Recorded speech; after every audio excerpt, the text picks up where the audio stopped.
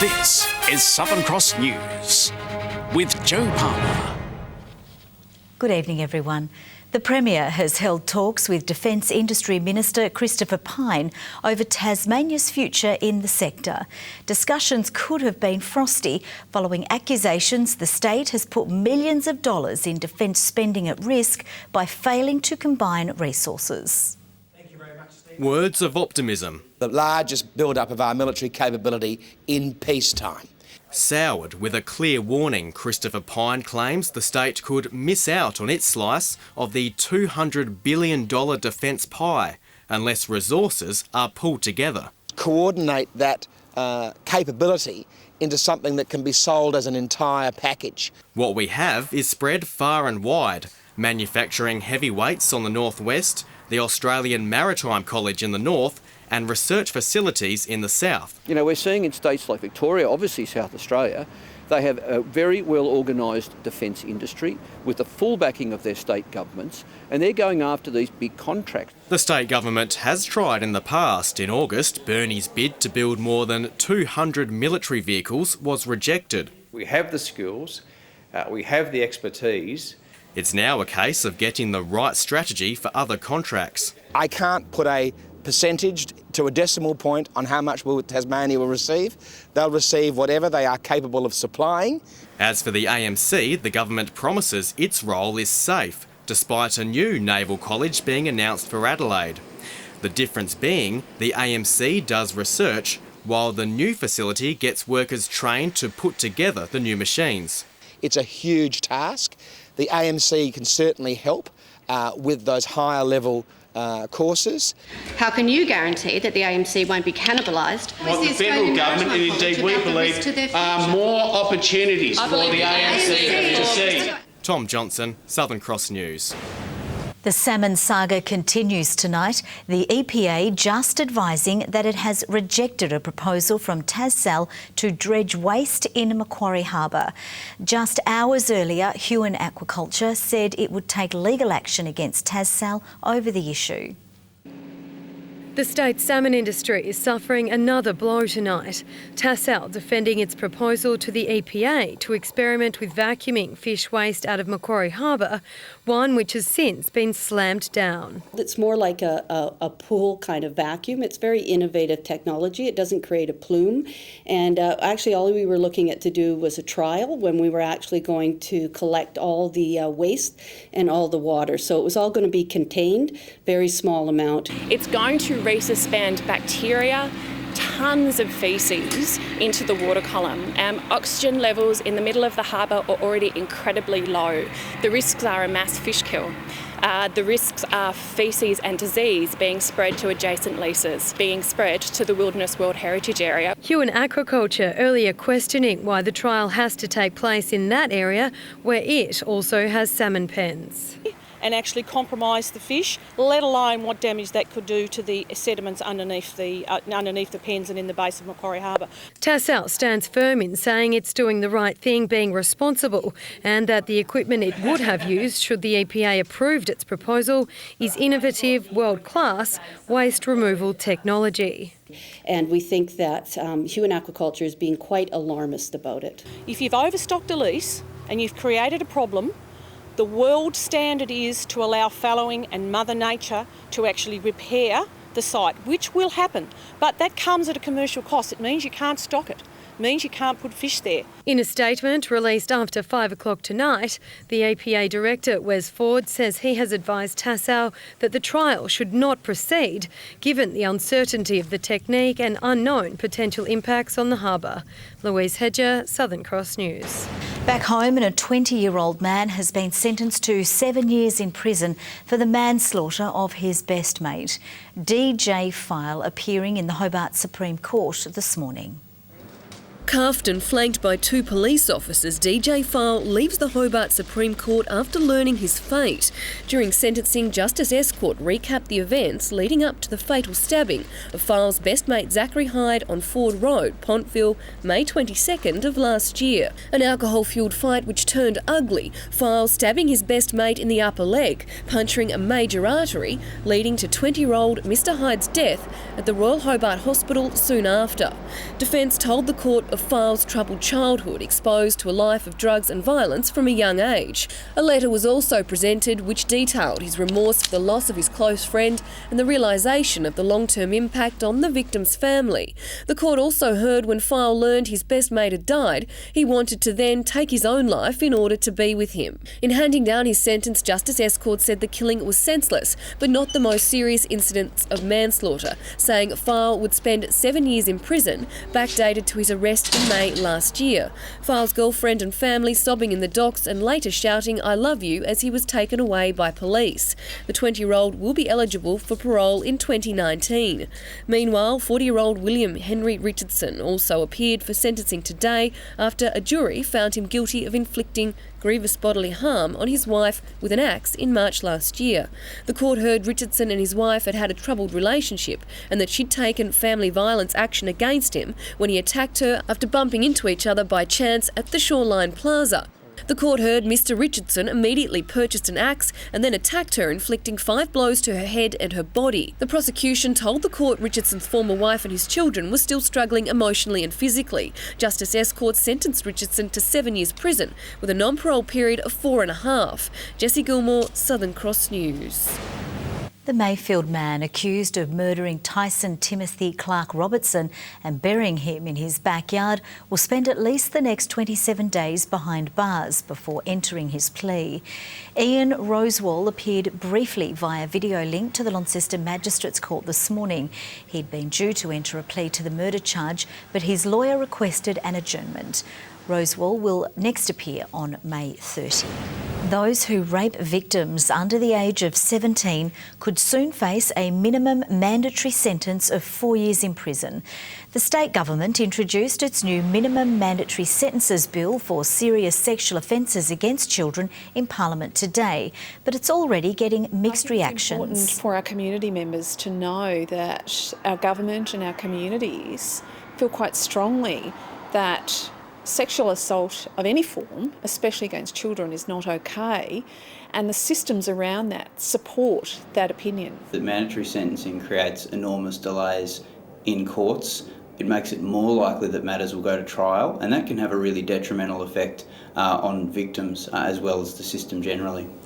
The bill is expected to be debated by the House of Assembly later this month. The tents are up and the tractors are in, ready to welcome more than 60,000 people to AgFest. The state's premier agricultural event opens its gates tomorrow morning, with exhibitors keen to show off new innovations. The crowds aren't in, but the action has already started at Quercus Park. Today's sunshine made it easier for organisers and exhibitors to set up. The usually muddy grounds so far staying firm. The committee's feeling pretty relaxed. We're all down the back and in bed by 10 o'clock last night, which doesn't normally happen. Run by the Rural Youth Organisation of Tasmania, this is the 35th year AgFest has been held, and Trevor Shipton has been at almost every event. It's a people thing. It's a must-do thing. I think it's our 34th year. We started in 1983 at Simmons Plains in the mud. It was quite a rude awakening to the ag industry. His main attraction this year is this huge tractor. The beauty of this machine is it weighs a lot of kilograms, but it's only got 7.2 psi on the ground in ground pressure. So for compaction, it's one of the new innovations in farming. In total, 758 exhibitors have set up shop. Zach Maniotis and his wife Olga flying in from Melbourne to show off their handmade hats and belts. Field days like AgFest or others, you come more close to the customers, to the people. And a tip from the organisers if you plan on attending. Put in the full day, work out where you're getting your bargains from and what you want to see and do. There's lots of free activities, food, dining, the work. So it's something for everyone. The AgFest gates open at 8 o'clock tomorrow. Monika Dadson, Southern Cross News. Tourism experts say Tasmania needs more accommodation and transport options in order to keep up with demand. The call comes as hostel operators from across the country met in Hobart this morning to talk about the growing backpacker market. Backpacker tourism is on the rise. The number of Tasmanian visitors up almost 10,000 since 2015, and the average stay now around 3 weeks. Stakeholders gathering from across the country for this year's Youth Tourism Conference. They want to get off the beaten track. They want to get away from the rest of the world, and the things they love most is bushwalking and photography. And we've got spades of that in Tassie. Young people a key focus for the sector. They've got more time. There's inexpensive flights down to Tasmania. I think the fact that it's an island really isn't very relevant anymore. They can pick and choose when they fly down. And we've seen good growth in the last year. All the iconic tracks like the Overland Track, the New Capes Track, the South Coast Track, we think there's going to be more and more people wanting to do those sorts of experiences. But it hasn't been without its challenges. Visitation is still recovering after the federal government approved a 15% backpacker tax last year. It was uneven, it was murky, and now we've got certainty. 15 cents is a low tax rate, it's a fair tax rate, and most people seem to accept that well. The message now is that more accommodation and transport options are needed to keep up with demand. The conference continues tomorrow. Talia Higgins, Southern Cross News. Macquarie Point's Good Shed is gearing up to host a 3-day music extravaganza from Friday. The revamped rail shed location is the first part of the planned Macquarie Point redevelopment. What this is doing is actually firmly placing the shed, the Good Shed, on the map for events in Hobart and indeed in Tasmania. This shed is amazing. It's a 1914 shed and it can hold 1,500 people. Killing Heidi will be a headline act as part of the group's national 20-year reunion tour. Lots of energy and some of the best hits from the 80s is what's being promised ahead of tonight's opening of Footloose at the Princess Theatre. More than 150 St Patrick's College students put the finishing touches on the performance this afternoon. A lot of them, this is the first time that they've ever performed on the Princess Theatre stage or in a professional theatre ever. So for them it's an amazing opportunity. The show runs until Friday night with limited tickets still available. Now let's take a look at the day's business and finance news with thanks to Tasplan, your local super fund. The share market has closed sharply lower due to heavy losses among the banks and mining giants. The ASX 200 index has dropped by 58.1 points. Short time ago, the Australian dollar was trading at 74.89 US cents and just under 108 New Zealand cents. To basketball now, and the Hobart Chargers are ruining missed opportunities after a big road trip on the weekend. Meanwhile, the Launceston Tornadoes remain without a coach, heading into a top-of-the-table clash. The head coach headhunt remains unresolved, but 5 wins in a row paints a very different picture on court for the Tornadoes. You know, obviously a tough week, and for them to pull away with 2 wins, 2 tough wins against 2 tough teams. And it'll be tough again this week. If the Torns blitz Bendigo on Saturday, they'll be top of the table. Mansfield will be integral. She scored a combined 44 points during the side's 2 wins on the weekend. Focus on being a leader out there on the court and getting through the plays. The elephant in the room remains Ben Rush's sudden departure. The club has reportedly been in touch since parting ways. We have a very clear motto, once a torn, always a torn. So we as a club are around everybody right now, and that includes Ben, touching base, making sure that he's okay. More word on his replacement is expected next week. Meanwhile, the Hobart Chargers will rethink their travel plans for the rest of the season following mixed results against Kilsyth and Albury-Wodonga. Flew out at 8 a.m, 2-hour drive to where we're staying, eat food, 2-hour drive to where we're playing. Had some poor execution things defensively, so there's things we can work on, and we realised that we weren't up to scratch on the weekend. Hobart hosts Bendigo on Sunday. Tom Johnson, Southern Cross News. Good evening. Hobart 14 today, Burnie 15, Launceston, Devonport and Flinders Island our top 16 degrees after Cressy recorded -3 last night to score the low. A few light showers over the west, far south and Bass Strait today, but mainly fine across the state generally. Temperatures sat just below average. Low Head, Wynyard, St Helens, Friendly Beaches and Campania 15, King Island and Bushy Park 14, Strawn got to 13 degrees and Lyawini 8. Cold air is following a front which is now moving east over the Tasman Sea. Some low cloud is now being brought onshore over the coastal southeast of the country, but the high has brought mostly clear skies to the mainland. Low-level clouds streamed over the state today from the southwest. Tomorrow the high moves over Victoria, but is still the defining influence over the nation. The trough over Western Queensland moves to the east and extends towards New South Wales. A cold front approaches WA. West to northwesterly winds at 5 to 15 knots, reaching 10 to 20 knots over the south. They'll tend variable in the east during the afternoon. A frost warning for parts of the central north, northeast, Midlands and east coast to kick off the morning. Partly cloudy day for Hobart, 17 tomorrow, 16 for Cygnet, 17 the top for New Norfolk.